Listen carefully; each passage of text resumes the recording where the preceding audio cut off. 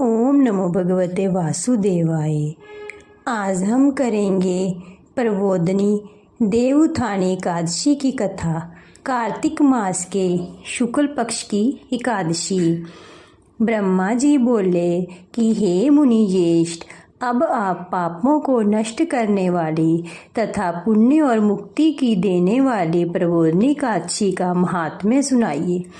भगीरथी गंगा मनुष्य को तब ही फल देती है जब तक कि कार्तिक मास की प्रबोधिनी एकादशी नहीं आती। तीर्थ, नदी, समुद्र आदि तभी तक फल देते हैं जब तक प्रबोधिनी एकादशी नहीं आती। कार्तिक मास शुक्ल पक्ष की प्रबोधिनी एकादशी के व्रत का फल 1 सहस्त्र अश्वमेघ 100 राजसु यज्ञों के फल के बराबर होता है।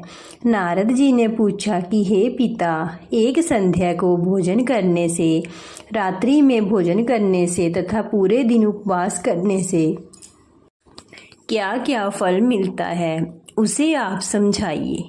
ब्रह्मा जी बोले कि हे नारद, एक संध्या को भोजन करने से 1 जन्म के तथा 1 रात्रि में भोजन करने से 7 जन्म के समस्त पाप नष्ट हो जाते हैं। जिस वस्तु का त्रिलोक में मिलना दुष्प्राय है, वह वस्तु प्रबोधिनी एकादशी के व्रत के प्रभाव से प्राप्त होती है तथा सुमेरु पर्वत के समान कठिन पाप क्षण मात्र में ही नष्ट हो जाते हैं। अनेकों पूर्व जन्म के लिए किए हुए बुरे कर्मों को प्रबोधिनी एकादशी का व्रत क्षण भर में नष्ट कर देता है। जो मनुष्य अपने स्वभाव अनुसार इस प्रबोधिनी एकादशी का विधि पूर्वक व्रत करते हैं, उनको पूर्ण फल प्राप्त होता है। हे मुनिवर, जो मनुष्य श्रद्धा पूर्वक थोड़ा भी पुण्य करते हैं, वह उसका पुण्य पर्वत के समान अटल हो जाता है। जो अपने हृदय के अंदर ही ऐसा ध्यान करते हैं कि प्रबोधिनी एकादशी का व्रत करूंगा, उसके 100 जन्मों के पाप नष्ट हो जाते हैं। जो मनुष्य प्रबोधिनी एकादशी को रात्रि जागरण करते हैं, उनकी बीती हुई तथा आने वाली 10 पीढ़ियां विष्णु लोक में जाकर वास करती हैं और स्वर्ग में जाकर सुख भोगते हैं। ब्रह्म हत्या आदि महान पाप भी प्रबोधिनी एकादशी के दिन रात्रि को जागरण करने से नष्ट हो जाते हैं। समस्त तीर्थों में जाने तथा गो, स्वर्ण, भूमि आदि के दान का फल कार्तिक मास की शुक्ल पक्ष की प्रबोधिनी एकादशी के रात्रि के जागरण के फल के बराबर होता है। इस संसार में उसी मनुष्य का जीवन सफल है जिसने प्रबोधिनी एकादशी के व्रत के द्वारा अपने कुल को पवित्र किया है। संसार में जितने भी तीर्थों की आशा की जा सकती है, वह सब प्रबोधिनी एकादशी का व्रत करने वाले के घर में रहते हैं। मनुष्य को समस्त कर्मों को त्यागते हुए भगवान की प्रसन्नता के लिए कार्तिक मास की प्रबोधिनी एकादशी का व्रत करना चाहिए। जो मनुष्य इस एकादशी के व्रत को करता है, वह धनवान, योगी, तपस्वी तथा इंद्रियों को जीतने वाला होता है, क्योंकि वह एकादशी भगवान विष्णु की अत्यंत प्रिय है। इसके व्रत के प्रभाव से कायिक और मानसिक पाप नष्ट हो जाते हैं।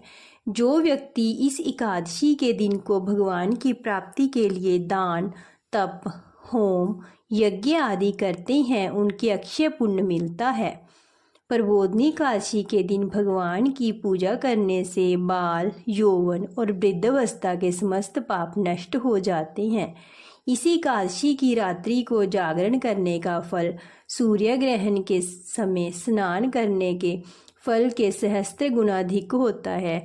मनुष्य जन्म से लेकर जो भी पुण्य करता है, वह पुण्य प्रबोधिनी एकादशी के व्रत के पुण्य के सामने व्यर्थ है। कार्तिक मास में भगवान दान आदि से उतने प्रसन्न नहीं होते जितने शास्त्रों की कथा सुनने से प्रसन्न होते हैं। कार्तिक मास में जो मनुष्य भगवान की कथा को थोड़ा बहुत पढ़ते या सुनते हैं उन्हें 100 गौओं के दान का फल मिलता है। जो मनुष्य अपने कल्याण के लिए विष्णु भगवान की कथा सुनते हैं वे अपने कुटुंब का उद्धार करके 1 सहस्त्र गोदान फल पाते हैं। जो मनुष्य प्रबोधनी एकादशी के दिन विष्णु जी की कथा सुनते हैं उन्हें 7 दीपों के दान का फल मिलता है। इस पर नारद जी बोले कि हे ब्रह्मा जी, अब आप एकादशी के व्रत का विधान कहिए और कैसा व्रत करने से कौन सा पुण्य मिलता है वह भी समझाइए। ब्रह्मा जी बोले कि हे नारद, इस एकादशी के दिन मनुष्य को ब्रह्म मुहूर्त में उठना चाहिए और नदी, तालाब, कुआं आदि पर स्नान करके व्रत का नियम ग्रहण करना चाहिए। उस समय भगवान से विनय करने चाहिए कि हे भगवान, आज मैं निराहार रहूँगा और दूसरे दिन भोजन करूँगा, इसीलिए आप मेरी रक्षा करें। इस प्रकार विनय करके भगवान की पूजा करनी चाहिए और व्रत प्रारंभ करना चाहिए। उस रात्रि को भगवान के समीप गीत, नृत्य, बाजे तथा कीर्तन से व्यतीत करनी चाहिए। प्रबोधनी एकादशी के दिन कृपणता को त्याग कर बहुत से पुष्प, अगर, धूप आदि से भगवान की आराधना करनी चाहिए। शंख के जल से भगवान को अर्घ्य देना चाहिए। इसका फल तीर्थ दान आदि से करोड़ गुना अधिक होता है। जो मनुष्य सत्य पुष्प से भगवान की पूजा करते हैं उनके सामने इंद्र भी हाथ जोड़ता है। कार्तिक मास में जो बिलपत्र से भगवान की पूजा करते हैं उन्हें अंत में मुक्ति मिलती है। कार्तिक में जो मनुष्य तुलसी जी से भगवान की पूजा करता है उसके 10,000 जन्म के समस्त पाप नष्ट हो जाते हैं। जो मनुष्य इस मास में श्री तुलसी जी के दर्शन करते हैं या छूते हैं या ध्यान करते हैं या फिर कीर्तन करते हैं या रोपण अथवा सेवा करते हैं वे 1000 कोटि युग तक भगवान के घर में रहते हैं। जो मनुष्य तुलसी का पेड़ लगाते हैं उनके कुटुंब में जो पैदा होते हैं वे प्रलय के अंत तक विष्णु लोक में रहते हैं। जो भगवान की कदम पुष्प से पूजा करते हैं वह यमराज के दुखों को नहीं पाते। जो गुलाब के पुष्प से भगवान की पूजा करते हैं उन्हें मुक्ति मिलती है। जो मनुष्य वकुल और अशोक के फूलों से भगवान की पूजा करते हैं वे अंत काल तक शोक से रहित होते हैं। जो मनुष्य विष्णु भगवान की सफ़ेद और लाल कनेर के फूलों से पूजा करते हैं उन पर भगवान अत्यंत प्रसन्न होते हैं। जो मनुष्य विष्णु भगवान की दुर्वा दल से पूजा करते हैं वे पूजा के फल से 100 गुना फल अधिक पाते हैं।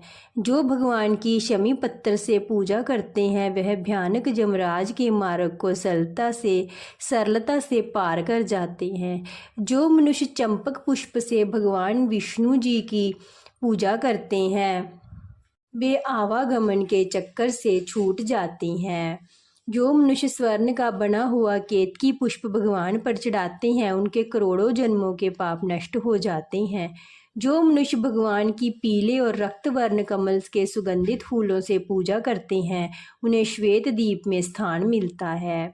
इस प्रकार रात्रि में भगवान की पूजा करके प्रातःकाल शुद्ध जल की नदी में स्नान करना चाहिए। स्नान करने के पश्चात भगवान की प्रार्थना करते हुए घर आकर भगवान की पूजा करनी चाहिए। इसके बाद व्रत के लिए ब्राह्मणों को भोजन कराना चाहिए और दक्षिणा देकर मीठे वाक्यों द्वारा उन्हें विदा करना चाहिए। इसके उपरांत भोजन, गौ और दक्षिणा से गुरु की पूजा करनी चाहिए। ब्राह्मण को यथाशक्ति दक्षिणा देनी चाहिए। जो मनुष्य फल की आशा करते हैं उन्हें फल दान करना चाहिए। जो मनुष्य इस व्रत में भूमि शयन करते हैं उन्हें सब वस्तुओं सहित शया दान करना चाहिए। जो मौन धारण करते हैं उन्हें स्वर्ण सहित तिल दान करना चाहिए। जो मनुष्य कार्तिक मास में उपाहन धारण नहीं करते हैं उन्हें उपाहन दान करना चाहिए। जो इस मास में नमक त्यागते हैं उन्हें शक्कर दान करनी चाहिए। जो मनुष्य नित्य प्रति देव मंदिरों में दीप जलाते हैं, उन्हें स्वर्ण या तांबे के दीप को घी या तथा बत्ती सहित दान करना चाहिए। जो मनुष्य चतुर्मास्य व्रत में किसी वस्तु को त्याग देते हैं, उन्हें उस दिन से पुनः ग्रहण करनी चाहिए। जो मनुष्य प्रबोधनी काशी के दिन विधि पूर्वक व्रत करते हैं, उन्हें अनंत सुख मिलता है और अंत में स्वर्ग को जाते हैं। एकादशी की कथा संपूर्ण। आज हमने सुनी प्रबोधनी तथा देव उठनी एकादशी की कथा। अगर आपको यह कथा अच्छी लगी तो प्लीज़ वीडियो को लाइक शेयर कमेंट करना ना भूलें। साथ में चैनल को सब्सक्राइब करके बेल आइकन को प्रेस कर दीजिए ताकि आपको मेरी आने वाली सभी वीडियो का नोटिफिकेशन टाइम पर मिलता रहे। ओम नमो भगवते वासुदेवाय।